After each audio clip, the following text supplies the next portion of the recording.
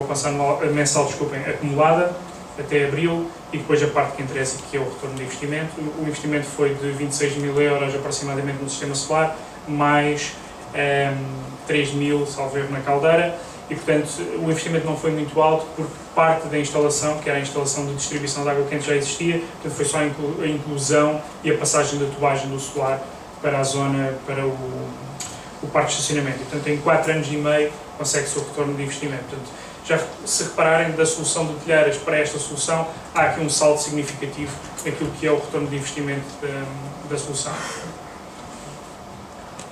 Integração no edifício. Como é que nós integramos os coletores no edifício? Eu gosto muito desta fotografia porque mostra um pouco a confusão que normalmente há na fase de construção dos edifícios. Aquilo que nós procuramos não é nada disso, é algo bem diferente. A nível da cobertura do edifício, a primeira preocupação que existe é a inclinação e orientação dos coletores. Vimos aqui há pouco que as águas este-oeste podem trazer aqui alguma dificuldade acrescida. No entanto, é perfeitamente possível integrar lá coletores. O tipo de fixação à cobertura é muito, muito importante, eu vou mostrar exemplos disso. A impermeabilização convém, e depois o vento incidente também é algo que tem que se ter em atenção. O primeiro de fixação que vos queria mostrar é uma fixação sobre telhado, uma fixação convencional. Esta fotografia que aqui está é de um hotel que fica na Rua de Santa Marta, portanto, quem deixa a Avenida Liberdade do lado esquerdo. É um hotel que tem os coletores solares e que se utilizou um tipo de fixação, que é o tipo de fixação que vou mostrar a seguir. Este é outro exemplo do mesmo tipo de fixação. No primeiro caso, o telhado tem 30 graus de inclinação, não é necessário nenhuma estrutura adicional. No segundo caso, é preciso uma estrutura adicional porque o telhado tem uma inclinação de 10 graus, portanto precisamos dar ali um extra aos coletores. Além disso, isto é fibrocimento e o outro é telha, portanto também é uma variação daquilo que é a cobertura. Ali foi utilizado varão escar, tudo cravado na cobertura, teve que se furar a telha obrigatoriamente e então colocado o vedante para fazer então a vedação. Outra possibilidade para quem não quiser furar a telha, há a possibilidade do gancho com enfim, a montagem de toda a estrutura a partir daí. Quem tiver um terraço, há a possibilidade de montar, portanto, de furar o terraço. Normalmente as pessoas não gostam muito de furar terraços já existentes por causa da impermeabilização, não é propriamente algo muito agradável.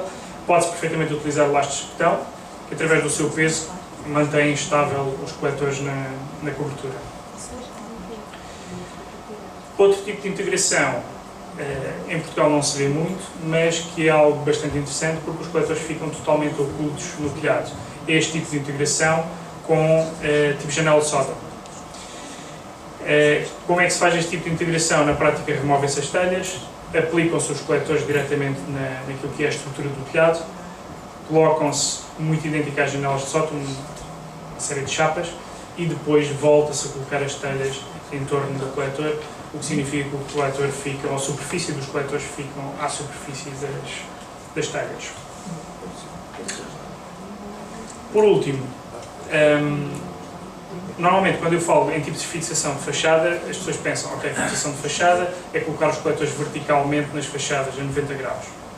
No entanto, há outro tipo de aplicação que se pode fazer. Esta tem a vantagem de não necessitar de coletores especiais, portanto são coletores normalíssimos, e que depois são fixos de facto na fachada do edifício, mas com uma certa inclinação. Esta fotografia do estádio de futebol do Alverca, onde depois se aproveitou esta parte para incluir então os coletores solares que depois vão aquecer a água para os balneários. Uma aplicação diferente, não é propriamente edifício de habitação, mas pode ser uma solução possível. Tenho aqui também uma parte de distribuição de calor, o que é preciso passar, portanto é preciso passar então as prumadas, eu falei disso no início da apresentação. Estas zonas de passagem são extremamente importantes porque têm que ser comuns a todos os locais onde vamos instalar os equipamentos dentro das casas das pessoas. Portanto, eventualmente aqui há um exemplo do edifício de telheiras das condutas do lixo, que neste caso não eram utilizáveis e que podia ser um elemento essencial. O espaço no interior da habitação, vemos aqui 3 tipos de soluções diferentes e vemos o espaço ocupado por cada uma das soluções. Portanto, as duas primeiras com um termoacumulador, a segunda aqui com uma pequena estação de transferência, em que de facto o espaço é muito, muito menor. Depois, a zona técnica pode ser mais ou menos extensa, porque pode ter que acumular depósitos deste tipo que estão aqui na imagem, ou pode ter apenas que incluir um sistema de controle muito simples e as bombas de circulação, portanto, algo muito mais reduzido que eventualmente até se consegue encontrar ou se consegue alocar na cobertura do edifício. Em jeito de resumo, último slide. De facto, os sistemas solares permitem a redução da fatura energética, e isso é claro. Há aqui um ganho de independência por parte do utilizador. Quando nós podemos variar o tipo de caldeira que utilizamos, podemos variar o tipo de energia que utilizamos. Eu posso passar de gasóleo para eletricidade através das bombas de calor, ou posso passar para pellets. O que é facto é que só a energia solar é que me consegue dar a independência energética que eu preciso. Porque na prática, quer seja pellets, gás natural ou o que seja, eu posso ter um combustível de facto mais barato, mas eu fico sempre dependente do combustível. No caso da energia solar, eu fico dependente do sol. Portanto, o meu único inimigo vão ser as nuvens ou os dias de chuva, porque na prática em todos os outros dias eu consigo captar essa radiação. E fico totalmente independente daquilo que são as variações de preços dos combustíveis.